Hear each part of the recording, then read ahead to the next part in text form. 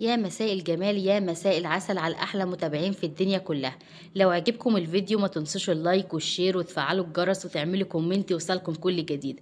النهارده يا حبايب قلبي هنعمل معاكم طريقه جديده للفراخ، طريقه روعه وهتشرفك قدام ضيوفك وهتجبر بخاطرك ان شاء الله قدام اولادك وعيلتك باذن الله سبحانه وتعالى.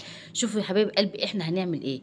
احنا معانا فراخ مقطعينها قطع صغيره زي ما انتم شايفين كده، مقطعه الربع قطعتين وقطعت عليه بصل زي ما انتم شايفين، يجي كيلو بصل شرايح بالشكل الجميل ده، ونزلت بالفلفل الاسمر زي ما انتم شايفين كده يا حبايب قلبي،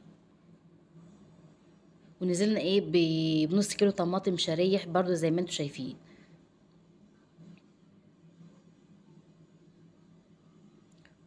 ونزلت ده توم مفروم مع معلقتين بهارات فراخ والسبع بهارات برضو كله ده مع التوم. هبدأ بقى زي ما انتم شايفين كده.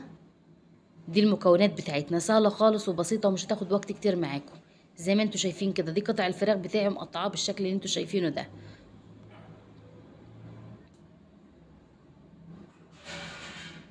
يلا بينا بقى هنجلب بقى كل فراخنا ونشربها بقى من الخلطة بتاعتنا ديت. بندهن التوم في الفراخ ازاي زي ما انتم شايفين، ونفكه كده في الفراخ ونقلبهم كويس ونشرب الفراخ بيهم كويس زي ما انتم شايفين بالشكل الجميل اللي انتم شايفينه ده.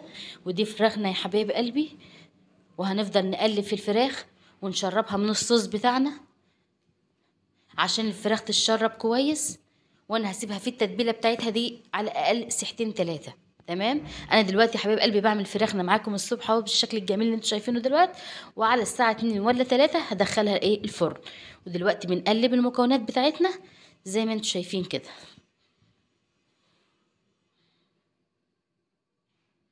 ودلوقتي بنقلب زي ما انتوا شايفين كده عشان نشربها كويس من الصوص بتاعنا.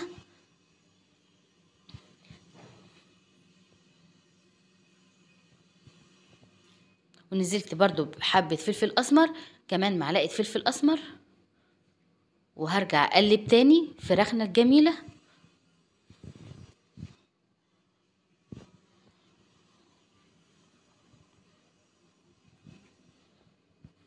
وهننزل بمعلقتين 3 زيت عشان الزيت بقى يساعد في التتبيلة وان يتبل البصل ويساعده في انه ينزل المية بتاعته على الفراخ. وبرضه هنقلب الفراخ كويس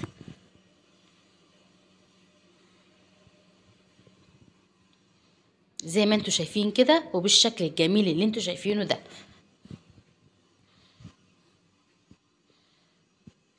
وكده تتبيلة الفراخ بتاعتنا تكون خلصت.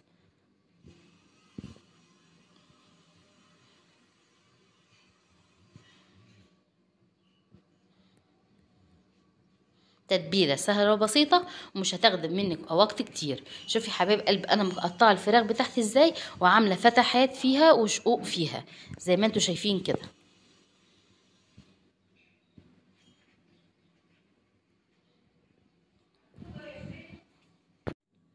ودي تتبيله الفراخ بتاعتنا بالشكل الجميل اللي انتوا شايفينه ده.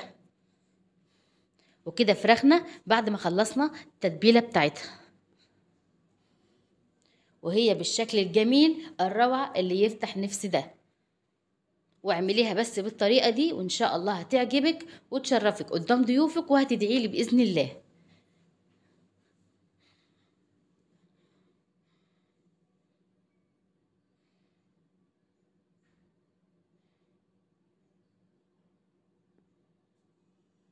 هنبدأ بقى هننزل الفراخ بتاعتنا في الكيسة عشان تتبل وتكتم على الريحة بتاعتها بالشكل اللي انتوا شايفينه الروعة دي.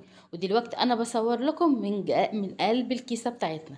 كيسة تكون بيضة زي ما انتوا شايفين، ما تكونش كيسة الوان، تكون بيضة سادة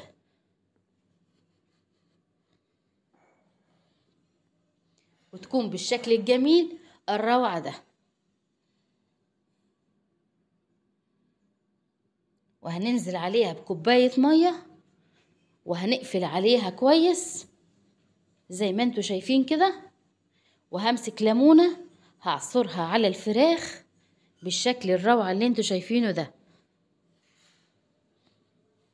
وكده يا حبايب قلبي تكون تتبيلة الفراخ بتاعتنا خلصت بكل مكوناتها.